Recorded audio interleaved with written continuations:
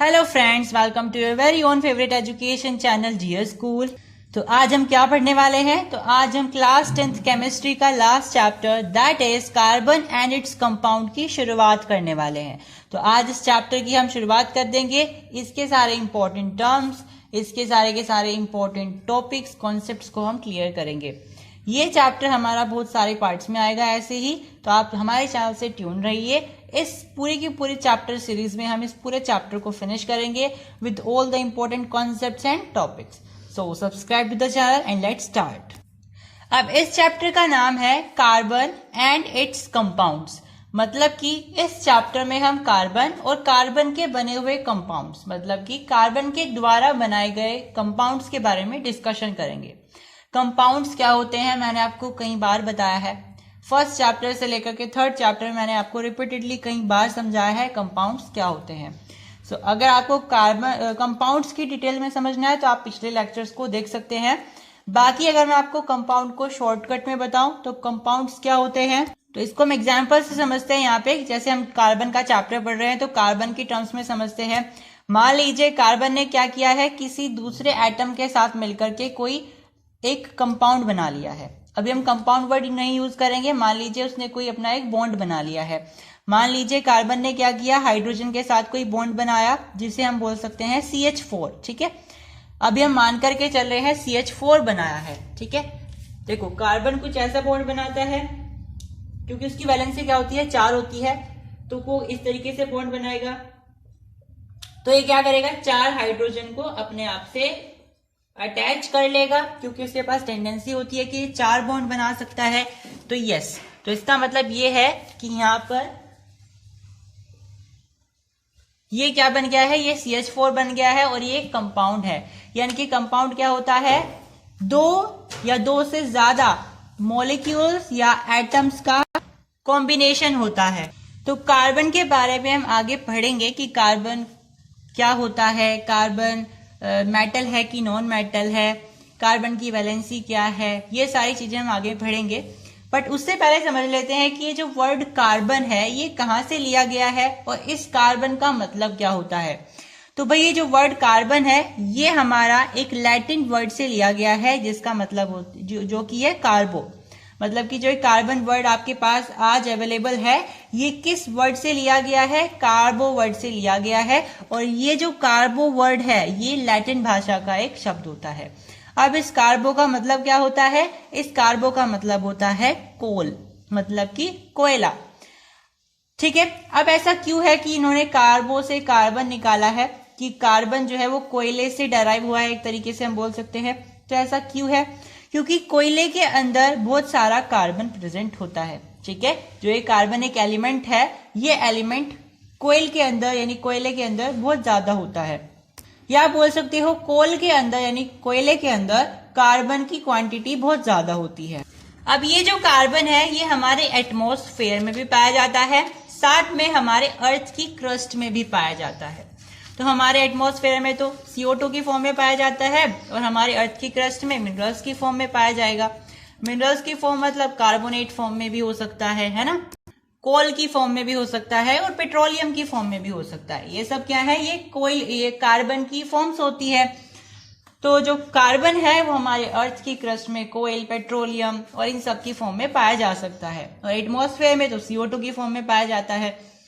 अब हमारे एटमॉस्फेयर में कार्बन की कितनी प्रेजेंस होती है, कार्बन डाइऑक्साइड की कितनी प्रेजेंस होती है, 0.03%, और अर्थ क्रस्ट में 0.02%। ओके,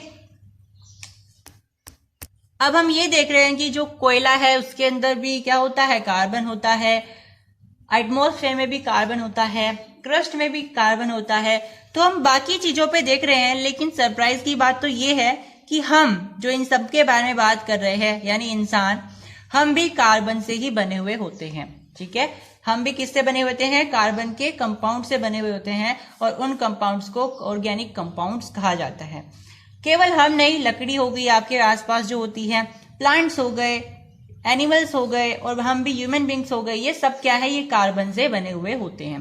कार्बन के कंपाउंड से बने होते हैं हम बोल सकते हैं, और कार्बन के जितने भी कंपाउंड्स होते हैं उनको क्या बोलते हैं, ऑर्गेनिक कंपाउंड्स बोलते हैं। अब कार्बन होता क्या है, हम बोलेंगे कि ये जो है ना एलिमेंट होता है। यस, एलिमेंट होता है, लेकिन कौन सा एलिमेंट होता है, मेटल होता है कि नॉन मेटल होता है? तो हम जानते हैं कि जो कार्बन होता है वो एक नॉन मेटल होता है। ठीक है, अब नॉन मेटल होता है, नॉन मेटल में बहुत सारी फॉर्म्स भी होती है। आपने सुना होगा ना, लास्ट चैप्टर में हमने डिस्कस किया था ग्रेफाइट के बारे में, डायमंड के बारे में। ये दोनों क्या थे, ये दोनों भी आपके नॉन मेटल्स हुआ करते थे। ये दोनों भी ना कार्बन के ही एलोट्रॉफिक फॉर्म होती हैं। अब एलोट्रॉफिक फॉर्म्स क्या होती है उसको हम चैप्टर में आगे डिस्कस करेंगे। अभी के लिए आप ये जान लीजिए कि जो आपने लास्ट चैप्टर में डायमंड के बारे में पढ़ा है और ग्रेफाइट के बारे में पढ़ा है, ये कार्बन की ही फॉर्म्स होती हैं। ठीक है, तो एक नॉन मेटल के अंदर ही आता है हमारा कार्बन।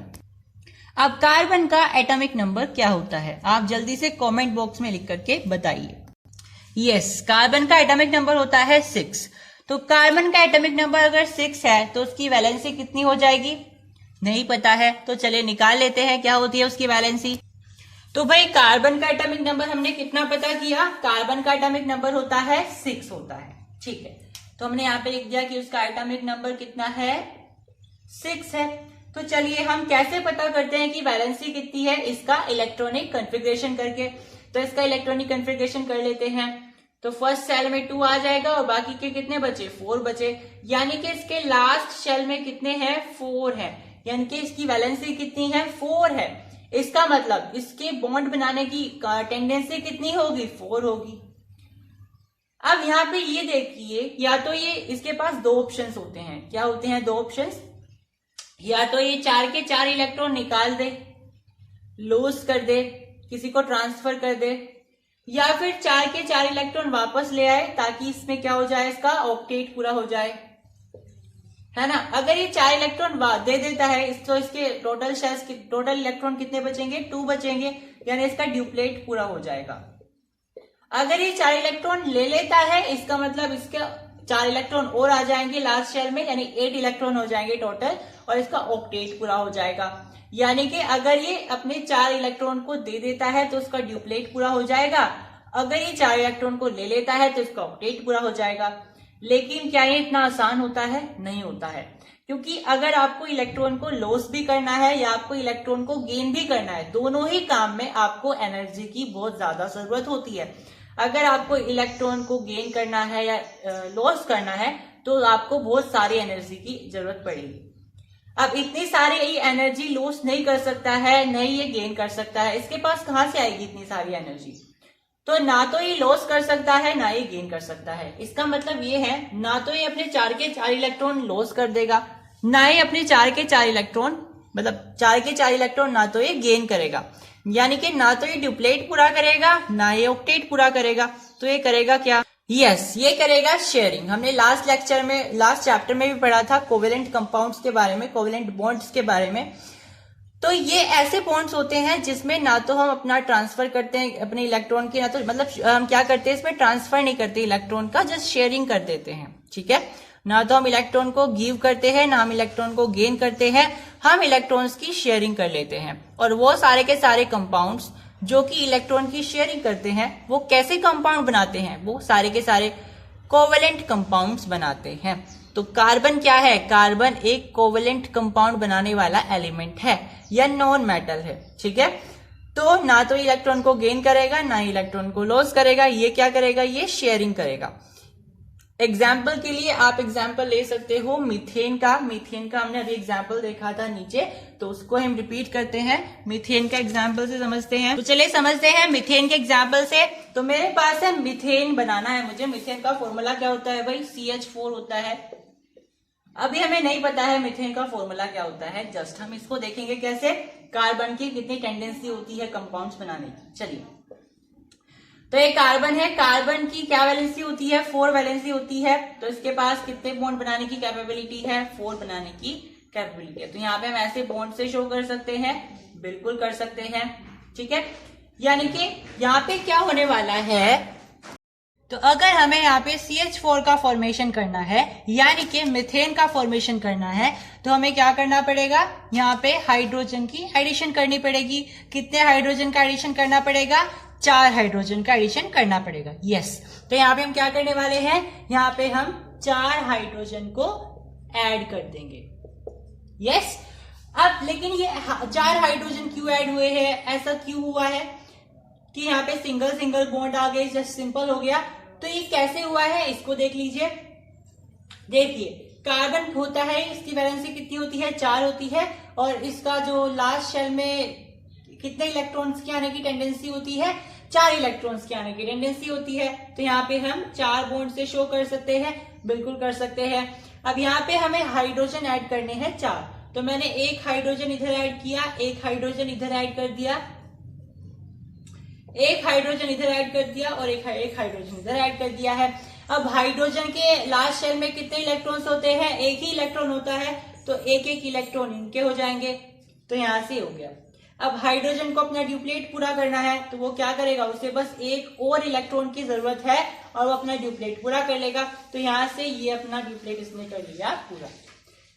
ऐसे ये वाला हाइड्रोजन करेगा, ऐसे ये वाला करेगा, और ऐसे ये वाला करेगा। लेकिन कार्बन को कितने चाहिए, कार्बन के पास कितने हैं, 4 इलेक्ट्रॉन है, उसे कितने चाहिए, और 4 और चाहिए ताकि उसका ऑक्टेट पूरा हो जाए। तो वो क्या करेगा, इन सारे में इन सबको शेयर कर लेगा। तो बेसिकली जो कार्बन है वो क्या कर रहा है, वो शेयरिंग कर रहा है, ठीक है। और शेयरिंग से कौन सा बॉन्ड बनता है, कोवेलेंट बॉन्ड बनता है। इसीलिए हम ये बोल सकते हैं कि जो कार्बन है वो कोवेलेंट बॉन्ड शो करता है, यानी कि कोवेलेंट बॉन्ड का फॉर्मेशन करता है। अब मैंने आपको बताया है कि हम बहुत सारी चीजें अपने चारों तरफ देखते हैं जो कार्बन की बनी हुई है। यह हम बोल सकते हैं कि उनके अंदर कहीं ना कहीं कार्बन की प्रेजेंस होती है। जैसे कि हम खुद भी ह्यूमन बींग्स जो होते हैं, हम जो है कार्बन से बने हुए हैं, यानी कार्बन के कंपाउंड से बने हुए हैं। हमारे पेड़ पौधे होते हैं, हमारा जो कोयला होता है वो होता है, लकड़ियां होती है, ऐसी बहुत सारी चीजें होती है जो हम अपने आसपास देखते हैं और वो कार्बन से बनी हुई होती हैं। तो क्या हम ये बोल सकते हैं कि कार्बन जो है बहुत सारे कंपाउंड बनाता है, कि हम चारों तरफ इतने सारे कंपाउंड्स गिन सकते हैं कार्बन के कि बहुत लंबी लिस्ट बन जाएगी। तो क्या इसका मतलब ये है कि कार्बन बहुत सारे कंपाउंड बनाता है? यस, कार्बन बहुत सारे कंपाउंड बनाता है। कार्बन के साथ साथ ऐसे ही सिलिकॉन होता है और एक दो एलिमेंट और होते हैं जिनके पास ये कैपेबिलिटी होती है कि वो बहुत सारे बॉन्ड बना सकते हैं, बहुत सारे कंपाउंड बना सकते हैं, ठीक है। इतने सारे कंपाउंड कि हम उनको मिलियंस में काउंट कर सकते हैं। ये लगातार बल्कि बढ़ते जा रहे हैं, जैसे मतलब बढ़ते नहीं जा रहे हैं, हम लगातार उनको फाइंड करते जा रहे हैं कि ये भी कंपाउंड इसी से बना हुआ है, ये भी इसी से बना हुआ है, और लगातार मतलब नए नए फॉर्मेशन भी होते जा ही रहे हैं। तो ये जो है कार्बन की टेंडेंसी होती है, कार्बन की प्रॉपर्टी होती है कि कार्बन बहुत सारे कंपाउंड्स बना सकता है। तो ऐसा क्या होता है कार्बन के पास कि कार्बन बहुत सारे कंपाउंड बना सकता है? ऐसे तो और भी बहुत सारे एलिमेंट्स हैं, वो तो ऐसा नहीं करते हैं, लेकिन कार्बन इतने सारे एलिमेंट्स क्यों बना रहा है? लेकिन ये जानने से पहले हमें ये तो समझ में आ गया कि हम कार्बन के ऊपर एक डेडिकेटेड चैप्टर पढ़ क्यों रहे हैं। वो इसलिए पढ़ रहे हैं क्योंकि कार्बन एक बहुत इंपॉर्टेंट और रेयर मटेरियल है जो कि बहुत सारे कंपाउंड्स बनाता है। रेयर इन द सेंस कि बहुत सारे कंपाउंड्स बनाता है, मिलियंस में कंपाउंड्स बनाता है। तो इसकी स्टडी करनी जरूरी है क्योंकि हम खुद भी, ह्यूमन बींग्स भी, हम कार्बन के कंपाउंड से ही बने हुए हैं। तो अब हम ये जानने वाले हैं कि कार्बन के पास ऐसी कौन सी प्रॉपर्टी होती है जिसकी वजह से वो इतने सारे कंपाउंड बना लेता है। तो भाई उस प्रॉपर्टी का नाम होता है कैटिनेशन। अब ये कैटिनेशन कैसी प्रॉपर्टी होती है, क्या होता है, इसको हम आगे डिटेल में पढ़ेंगे। बट अभी के लिए आपकी जिज्ञासा को शांत करने के लिए मैंने यहाँ पे लिख दिया है कि कार्बन के पास ना एक ऐसी आउटस्टैंडिंग प्रॉपर्टी होती है जिसकी वजह से वो कार्बन दूसरे कार्बन एटम से जुड़ के बहुत सारी लंबी लंबी चेन्स बना लेता है कंपाउंड्स की, और फिर बहुत बड़े बड़े कंपाउंड बन जाते हैं। बड़े बड़े इन द सेंस उनके फॉर्मूले बहुत बड़े बड़े होते हैं। जैसे एग्जाम्पल के लिए यहाँ पे लिखा है ओक्टेन। ओक्टेन में लिखा है C8H18। आप देखिए C8 का मतलब क्या है कि इस कंपाउंड के अंदर, एक एटम के अंदर, एक मॉलिक्यूल के अंदर 8 कार्बन प्रेजेंट हैं, यानी 8 कार्बन की एक लंबी सी चेन है, तब जाकर के हमें एक कंपाउंड का मॉलिक्यूल मिल रहा है। इसका मतलब यह है कि कार्बन के पास एक बहुत आउटस्टैंडिंग प्रॉपर्टी होती है कि वो कार्बन होने के साथ, मतलब कार्बन तो वो है, साथ में वो फिर कार्बन से अटैच भी हो जाता है, ठीक है। जैसे हम बोल सकते हैं C8H18 का मतलब है कि यहाँ पे कितने कार्बन है भाई, 1 2 3 4 5 6 7, 8 कार्बन है और फिर उनके फिर हाइड्रोजन जुड़े हुए हैं। 1 2 3 4 5 6 7 8 9 10 11 12 13 14 15 16 17 18। यस, तो C8H18 बन गया। यस, बन गया। तो ये कैसे बना है? ये इसलिए बन पाया, इतनी लंबी चेन इसलिए बन पाई कार्बन की, क्योंकि कार्बन के पास ये प्रॉपर्टी होती है कि कार्बन अपने ही जैसे एटम, मतलब कि कार्बन से बहुत लंबी लंबी चेन्स बना सकता है। ठीक है, और फिर हाइड्रोजन उसके साथ जुड़ जाएगा तो फिर ये क्या बनाएगा भाई? एक लंबी सी चेन बना करके एक कंपाउंड का मॉलिक्यूल बना लेगा। अब ये ऑक्टेन जो होता है ना, C8H18, ये क्या होता है भाई? ये एक पेट्रोल का कंस्टिट्यूएंट होता है। ठीक है, मतलब पेट्रोल में से ही निकलता है, एक कंपाउंड होता है। इसके अंदर 8 कार्बन एटम्स की चेन होती है। इसके अलावा जैसे आपके पास स्टार्च होता है, सेलुलोज होता है, इनमें भी बहुत बड़ी बड़ी चेन्स होती हैं, हंड्रेड्स ऑफ कार्बन एटम्स की। राइट, अब बहुत इंपॉर्टेंट बात है कि जो हमारे कोवेलेंट बॉन्ड्स होते हैं, कोवेलेंट बॉन्ड मतलब जो इलेक्ट्रॉन की शेयरिंग से बनते हैं, जैसा कि मैंने अभी आपको मीथेन का एग्जांपल बताया था। चैप्टर नंबर 3 में हमने बहुत सारे एग्जांपल्स देखे हैं कोवेलेंट बॉन्ड्स के, कोवेलेंट कंपाउंड्स के। तो यहाँ पे मैंने ये बताने की कोशिश करी है कि जितने भी हमारे कोवेलेंट बॉन्ड्स होते हैं वो सब क्या करते हैं, जैसे ही बॉन्ड बनाते हैं तो उनके जो बॉन्ड होते हैं वो बहुत स्ट्रॉन्ग होते हैं। अब ऐसा क्यों होता है कि उनके जो बॉन्ड्स होते हैं वो बहुत स्ट्रॉन्ग होते हैं? अगर हम कार्बन की बात करते हैं तो कार्बन के जो बॉन्ड्स होते हैं, कोवेलेंट बॉन्ड्स होते हैं, वो बहुत स्ट्रॉन्ग होते हैं। ऐसा क्यों होता है कि कार्बन के जो बॉन्ड्स होते हैं वो बहुत स्ट्रॉन्ग होते हैं? तो इसका रीजन है कार्बन के एटम का स्मॉल साइज। हम कैसे बोल सकते हैं कि कार्बन के एटम का साइज स्मॉल होता है? तो चलिए देख लेते हैं हम कैसे बोल सकते हैं। देखिए, हमारे पास होता है कार्बन का, मान लीजिए एक न्यूक्लियस है, ये कार्बन का न्यूक्लियस है। इसके चारों तरफ क्या होती है? ये ऑर्बिट्स होती है। यस, अब कार्बन का एटॉमिक नंबर क्या होता है? उसके अंदर इलेक्ट्रॉन्स कितने कितने होते हैं? तो इसका एटॉमिक नंबर क्या होता है? 6 होता है, यानी कि 2,4। यानी कि इस वाले उसमें तो 2 इलेक्ट्रॉन्स होंगे। ठीक है, 2 इलेक्ट्रॉन्स होंगे और इस वाले में 4 इलेक्ट्रॉन्स होंगे। राइट, अब यहाँ पे देखो 2 ही ऑर्बिट्स हैं, इसका मतलब न्यूक्लियस से उनकी अट्रैक्शन बहुत ज्यादा होगी। जितनी ज्यादा ऑर्बिट्स बनती चली जाती हैं, जितनी ज्यादा बनती चली जाएंगी, उतनी ही न्यूक्लियस से उनकी दूरी बढ़ती चली जाएगी। मतलब उनकी न्यूक्लियस से अट्रैक्शन कम होती चली जाएगी। इसका मतलब उनका जो बॉन्ड है वो स्ट्रॉन्ग नहीं रहेगा, वीक रह जाएगा। लेकिन जो कार्बन है उसके पास केवल और केवल 2 ही ऑर्बिट्स होती हैं। इसका मतलब उन दोनों ही ऑर्बिट्स का न्यूक्लियस से अट्रैक्शन बहुत ज्यादा होता है। न्यूक्लियस उनको जकड़ के रखता है। क्यों जकड़ के रख रहा है? क्योंकि न्यूक्लियस के पास है पॉजिटिव चार्ज और इन इलेक्ट्रॉन्स के पास कैसा चार्ज होता है? हम सब जानते हैं, नेगेटिव चार्ज होता है। तो पॉजिटिव नेगेटिव को अट्रैक्ट करता है। ठीक है, तो क्योंकि न्यूक्लियस पॉजिटिवली चार्ज होता है, इसके अंदर प्रोटॉन्स होते हैं, तो ये क्या करेगा? ये इलेक्ट्रॉन्स को अपनी तरफ अट्रैक्ट करेगा। ठीक है, अब न्यूक्लियस पॉजिटिव क्यों होता है? न्यूक्लियस के अंदर क्या होते हैं? न्यूक्लियॉन्स होते हैं। तो न्यूक्लियॉन्स के अंदर क्या क्या होते हैं? प्रोटॉन्स होते हैं और न्यूट्रॉन्स होते हैं। न्यूट्रॉन पे तो कोई चार्ज होता नहीं है, लेकिन प्रोटॉन्स पे पॉजिटिव चार्ज होता है। तो नेट चार्ज जो यहाँ से आता है वो पॉजिटिव आता है। तो कहने की बात है कि जो न्यूक्लियस है वो पॉजिटिवली चार्ज इसलिए है क्योंकि उसके अंदर प्रोटॉन्स हैं। अब ये प्रोटॉन्स क्या करेंगे? इन इलेक्ट्रॉन्स को अट्रैक्ट करके रखेंगे और ये जितने भी ऑर्बिट्स हैं ये जकड़े रखेंगी किससे? न्यूक्लियस से। तो जो हमारे एटम का जो हम बोल सकते हैं अट्रैक्शन होगा वो बहुत ज्यादा होगा, यानी ये जकड़े रखेगा न्यूक्लियस से। ठीक है, और क्योंकि इसके पास 2 ही ऑर्बिट्स होती हैं तो इसका साइज भी बहुत स्मॉल होता है। तो जितना ज्यादा स्मॉल साइज उतना ही न्यूक्लियस से वो क्लोज होगा और उतना ही वो श्रिंक्ड होगा, यानी कि उसका साइज उतना ही कम होगा। तो हम ये बोल सकते हैं कि जो कार्बन का एटम होता है ना, उसका साइज बहुत छोटा होता है और साइज छोटा होने के कारण ही उसका जो बॉन्ड बनता है वो बहुत स्ट्रॉन्ग बनता है। ठीक है, तो कोवेलेंट कंपाउंड जो बनते हैं ना, जो कार्बन की वजह से बनते हैं, वो मोस्ट ऑफ द केसेस में बहुत स्ट्रॉन्ग बॉन्ड्स होते हैं, वो बड़े आराम से टूटते नहीं है। ठीक है, सो आई होप कि आपको समझ में आया कि कार्बन के जो बॉन्ड्स होते हैं वो इतने स्ट्रॉन्ग क्यों होते हैं। उनके पीछे रीजन होता है कि उसका स्मॉल साइज होता है। यस, अब हम पढ़ने वाले हैं ऑकरेंस ऑफ कार्बन, यानी कि कार्बन हमारे नेचर में किन किन फॉर्म में पाया जाता है। तो बेसिकली ब्रॉडली हम स्पीक करें तो दो टाइप्स होते हैं, दो ऑकरेंस की फॉर्म्स होती हैं। एक तो होता है फ्री स्टेट, दूसरा होता है कंबाइंड स्टेट। फ्री स्टेट का मतलब है कि वो किसी से कंबाइंड नहीं है, किसी से उसका बॉन्ड नहीं बना हुआ है, सिंपल है, यानी कि केवल कार्बन की फॉर्म में है, सी की फॉर्म में है, ठीक है। वही कंबाइंड स्टेट का मतलब क्या होता है कि वो किसी के साथ कंपाउंड बना करके तब एग्जिस्ट करता है, जैसे मीथेन हो गया CH4, अभी हमने ऑक्टेन का एग्जाम्पल पढ़ा है, ठीक है, C8H18। तो ये सारे क्या है, ये दूसरों के साथ बॉन्ड बना करके तब एग्जिस्ट कर रहे हैं।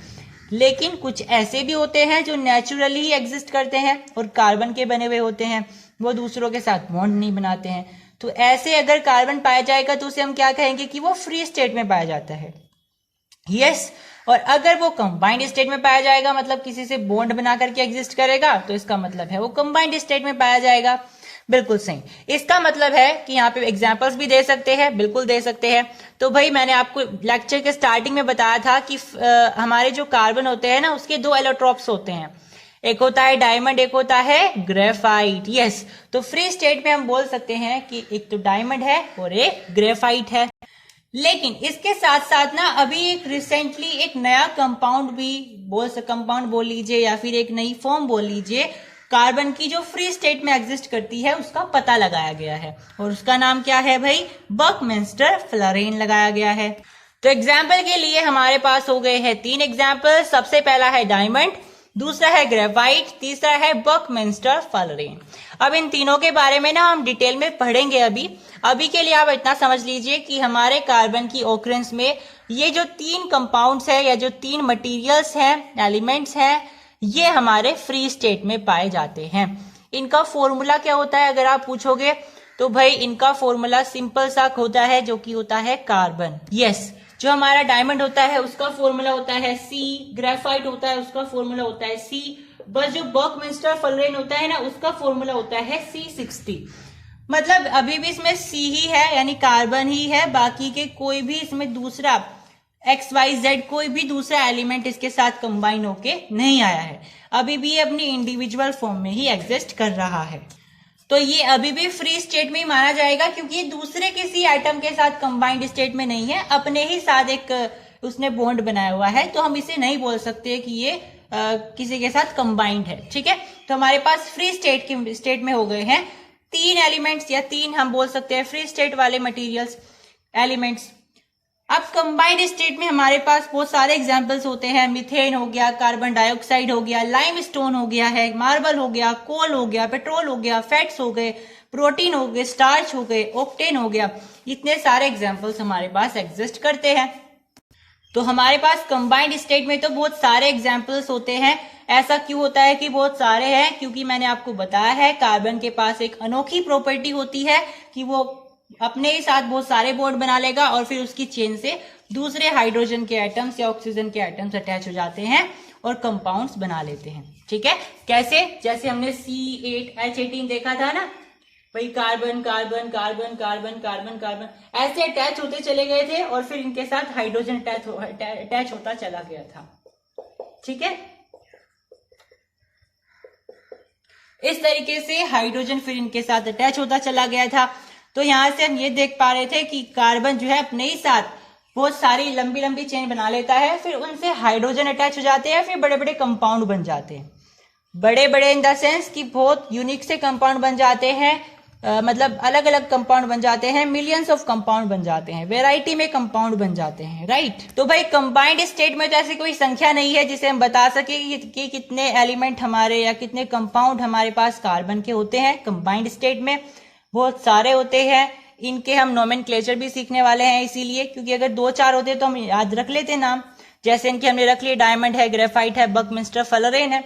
लेकिन कंबाइंड स्टेट में तो हमारे पास बहुत सारे होते हैं, इसीलिए हम इनका नामकरण करने का तरीका भी सीखने वाले हैं, जिसमें हमारे पास रूल्स होंगे कि अगर हमारे पास C8H18 है तो इसका नाम ऑक्टेन क्यों पड़ा है, CH4 का नाम मीथेन क्यों पड़ा है। इसी तरीके से हम बहुत सारे एग्जाम्पल्स देखेंगे, ये देखेंगे कि इनका नाम यही क्यों पड़ा है, रूल्स क्या होते हैं इनका नाम रखने के, इनका नाम रखता कौन है। ये सारी बातें हम इस चैप्टर में आने वाले लेक्चर्स में देखेंगे। चलिए अब हम पढ़ लेते हैं एलोट्रोपी के बारे में। तो एलोट्रोपी क्या होती है भाई? कार्बन जो एटम होता है वो नेचुरली किन किन फॉर्म में पाया जाता है कि उसकी फिजिकल प्रॉपर्टी तो अलग अलग हो लेकिन उसकी केमिकल प्रॉपर्टीज डिफरेंट हो जाएं। इसी प्रॉपर्टी को हम उसकी एलोट्रोपी बोल देते हैं। यानी कि अगर कोई एक एलिमेंट एक से ज्यादा फॉर्म में एग्जिस्ट करता है और उसकी फिजिकल प्रॉपर्टीज एक दूसरे से अलग अलग आ रही है हर एक एलिमेंट में, लेकिन उसकी केमिकल प्रॉपर्टीज सेम आ रही है, आइडेंटिकल आ रही है, राइट। अब एलोट्रोफी जो होती है कार्बन की वो दो तरीके की होती है, या आप जनरली भी बोल सकते हो दो तरीके की होती है एलोट्रोपीज। सबसे पहली होती है क्रिस्टलाइन फॉर्म और दूसरी होती है माइक्रो क्रिस्टलाइन फॉर्म। अब एक क्रिस्टलाइन फॉर्म क्या होती है, माइक्रो क्रिस्टलाइन फॉर्म्स क्या होती हैं भाई? तो वो वाली फॉर्म्स जिसमें जो हमारा स्ट्रक्चर होता है कंपाउंड्स का वो सेम होता है या यूनिफॉर्म होता है, उनको हम बोल देते हैं कि वो क्रिस्टलाइन फॉर्म है। एग्जाम्पल के लिए हम ये बोल सकते हैं कि हमारे पास मान लीजिए कोई भी एक कंपाउंड है कार्बन का, उसका ये स्ट्रक्चर बन रहा है, ठीक है, ये स्ट्रक्चर उसका बन रहा है, लगातार यही बन रहा है सेम, तो यानी कि यूनिफॉर्म स्ट्रक्चर बन रहा है, यानी ये क्रिस्टलाइन फॉर्म में एग्जिस्ट करता है। इसके एग्जाम्पल है डायमंड हो गया, ग्रेफाइट हो गया, फलरेन हो गया। डायमंड का अगर आप कोई भी एक एटम उठा करके देखोगे तो भी आपको वो सेम दिखाई देगा, कोई दूसरे वाला एटम निकाल करके देखोगे वो भी आपको सेम स्ट्रक्चर का दिखाई देगा। इसका मतलब उसके सारे ही एटम यूनिफॉर्मली स्ट्रक्चर्ड हैं। ऐसा नहीं है एक एटम का स्ट्रक्चर एक दूसरे से अलग अलग हो रहा है, हर एक का जो स्ट्रक्चर होता है वो बिल्कुल सेम होता है। ऐसा ही होता है ग्रेफाइट में और ऐसा ही होता है फलरेन में। फलरेन वही है बकमिंस्टर फलरेन। दूसरी कैटेगरी होती है माइक्रो क्रिस्टलाइन फॉर्म्स की, ये बिल्कुल इसके उल्टी होती है। यानी अगर आप किसी कंपाउंड को लेकर के आ जाओ और उसका एक एटम का स्ट्रक्चर अलग है, दूसरे एटम का स्ट्रक्चर अलग है, तो इसका मतलब वो आपका माइक्रो क्रिस्टलाइन फॉर्म में एग्जिस्ट करता है। इसके एग्जाम्पल है कोल हो गया, चारकोल हो गया, लैम्प ब्लैक हो गया, ये सारे एग्जाम्पल्स होते हैं भाई। इनको आप बोलते हो एमरफस, ठीक है। एमरफस का मतलब क्या होता है अभी डिस्कस करेंगे। इनका एक और नाम होता है जो कि होता है सूडो सॉलिड्स,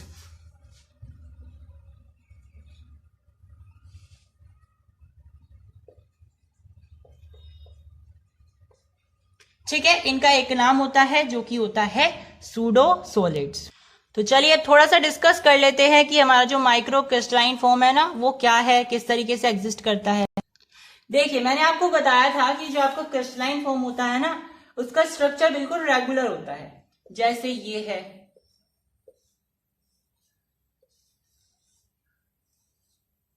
ये ऐसे ही चलता चला जाएगा। लेकिन माइक्रो क्रिस्टलाइन में क्या होता है, इसका उल्टा हो जाता है, मतलब आपका यूनिफॉर्म नहीं होता है स्ट्रक्चर। ऐसा हो गया, फिर ऐसा हो गया, फिर ऐसा हो गया, अलग अलग आएंगे और हर एक एटम का ना अलग अलग स्ट्रक्चर आएगा, हर एक मॉलिक्यूल का अलग अलग आएगा। तो ऐसे फॉर्म्स को आप क्या बोल देते हो, उसकी एमरफस फॉर्म्स बोल देते हो, या फिर इसकी सूडो सॉलिड्स बोल देते हो, या फिर आप बोल सकते हो माइक्रो क्रिस्टलाइन। तो आपको समझ में आया कि माइक्रो क्रिस्टलाइन और क्रिस्टलाइन फॉर्म्स में क्या अंतर होता है। यस, बिल्कुल समझ में आया। तो माइक्रो क्रिस्टलाइन में क्या होता है भाई, स्ट्रक्चर रेगुलर नहीं होता है, क्रिस्टलाइन में स्ट्रक्चर रेगुलर होता है।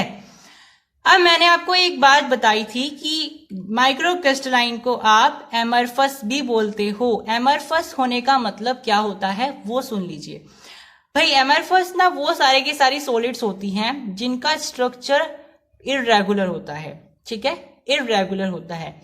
तो भाई मान लीजिए आपके पास ये एक सॉलिड है, इस वाले पार्ट का स्ट्रक्चर अलग है, इस वाले का अलग है, इस वाले का अलग है, इसका अलग है, इसका अलग है। इसके हर एक पार्ट में जितने भी मॉलिक्यूल्स हैं उनका अलग अलग स्ट्रक्चर है, इररेगुलर स्ट्रक्चर्स हैं। इसका मतलब इनकी सारी फिजिकल प्रॉपर्टीज भी अलग अलग होंगी, बिल्कुल होंगी। इसका मतलब अगर आप इसको गर्म करोगे ना तो पहले कभी कोई सा ये वाला पार्ट पिघल जाएगा, फिर ये वाला पार्ट पिघलेगा, कभी ये पिघलेगा, कभी ये पिघलेगा। तो जब ये पिघलना स्टार्ट होगा बिल्कुल इरेगुलर तरीके से पिघलेगा, यूनिफॉर्मली नहीं पिघलेगा। क्यों नहीं पिघलेगा? क्योंकि इसका स्ट्रक्चर ही यूनिफॉर्म नहीं है। अगर इसका स्ट्रक्चर यूनिफॉर्म होता तो एक साथ पिघलना स्टार्ट होता, बिल्कुल रेगुलर यूनिफॉर्म तरीके से पिघलता, यूनिफॉर्म तरीके से इसका स्ट्रक्चर डिसमिस होता जब ये पिघलता। लेकिन अभी क्योंकि एमरफस है यानी इसका स्ट्रक्चर इरेगुलर है, तो ये अब यूनिफॉर्म तरीके से नहीं पिघलेगा।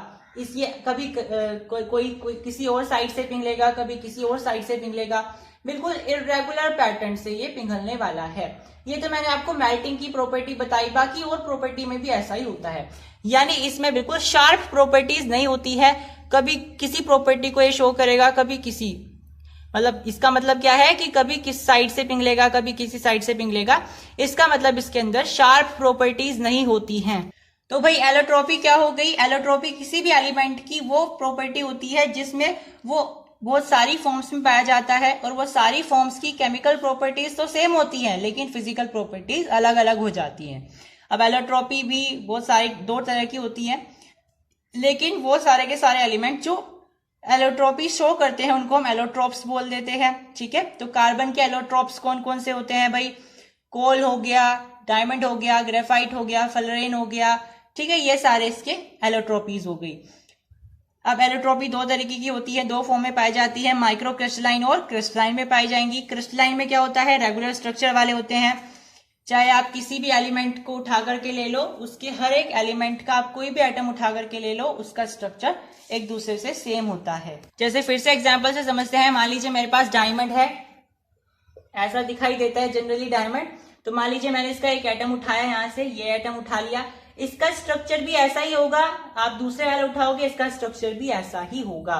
तो आप कहीं से भी इसको तोड़ लीजिए, उसका स्ट्रक्चर सेम ही होगा, एटम का स्ट्रक्चर। ठीक है, तो ये आपके हो गए क्रिस्टलाइन फॉर्म्स। लेकिन जो आपका कोल होता है, कोयला होता है, उसके अगर आप एटम्स को देखोगे माइक्रोस्कोप में, एटम्स के स्ट्रक्चर को ऑब्जर्व करोगे, तो उसके एटम के स्ट्रक्चर, हर एक एटम का स्ट्रक्चर एक दूसरे से अलग अलग दिखाई देता है, क्योंकि वो इरेगुलर होता है, एमरफस होता है।